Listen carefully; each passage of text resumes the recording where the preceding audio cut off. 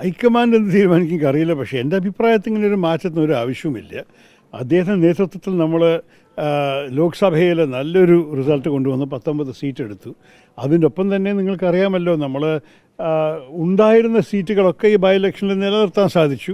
വയനാട്ടിൽ ഭൂരിപക്ഷം കൂടിയും കൂടി ചെയ്തു. അപ്പോൾ എല്ലാം നോക്കുമ്പോൾ എന്തായിരിക്കും അദ്ദേഹത്തിൻ്റെ ദോഷമെന്ന് മനസ്സിലായില്ല.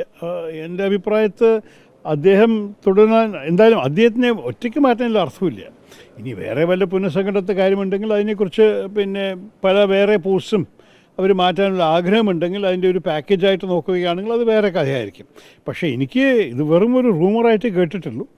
എൻ്റെ അഭിപ്രായത്തിൽ അദ്ദേഹത്തിൻ്റെ നേതൃത്വത്തിൽ പാർട്ടി നന്നായി പെർഫോം ചെയ്തിട്ടുള്ളതാണ് എൻ്റെ വിശ്വാസം. നോക്കൂ, ഇങ്ങനെ ഒരു ഫോർമൽ ചർച്ചയായിട്ട് നടന്നു. ഞാൻ പൊളിറ്റിക്കൽ അഫയേഴ്സ് കമ്മിറ്റിയുടെ അംഗമാണ്. അവിടെ ഇരിക്കുമ്പോൾ കഴിഞ്ഞ മീറ്റിങ്ങിലും കൂടി ഒരു പുനഃസംഘടനത്തെക്കുറിച്ച് ചർച്ച ഉണ്ടായിരുന്നില്ല. അപ്പോൾ അങ്ങനൊരു തീരുമാനം അഥവാ ഹൈക്കമാൻഡ് എടുക്കാൻ ആലോചിക്കുന്നുണ്ടെങ്കിൽ എനിക്കെന്തായാലും അതിനെക്കുറിച്ച് ഇതുവരെ അറിവില്ല. ഒരു പുനഃസംഘടനയിൽ പോവുകയാണെങ്കിൽ വനിതാ പ്രാതിനിധ്യവും യുവാക്കളുടെ പ്രാതിനിധ്യവും പല കാര്യങ്ങൾ നിങ്ങൾക്കറിയാമല്ലോ. ഉദയപൂരിൽ നമ്മൾ പല കാര്യങ്ങൾ തീരുമാനിച്ചു. അതിൽ മഹിളാ സാന്നിധ്യം എല്ലാവരുടെയും കുറച്ചും കൂടെ കൂടണം.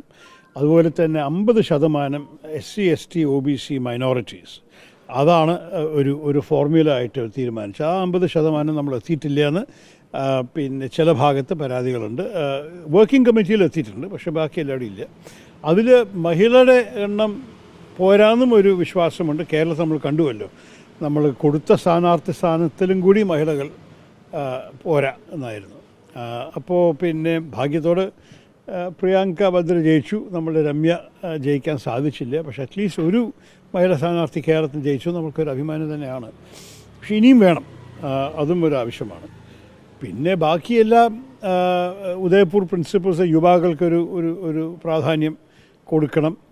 കഴിഞ്ഞ തവണ പല യുവാക്കൾക്ക് ടിക്കറ്റ് കൊടുത്തിട്ട് അവർ ജയിച്ചില്ല എന്നും ഒരു പരാതിയുണ്ട് 21-ത്തെ തെരഞ്ഞെടുപ്പിൽ. അതിന് എൻ്റെ മറുപടി, അവരുടെ പ്രായമോ അവരുടെ പുതുമുഖമായതല്ലായിരുന്നു തെറ്റ്.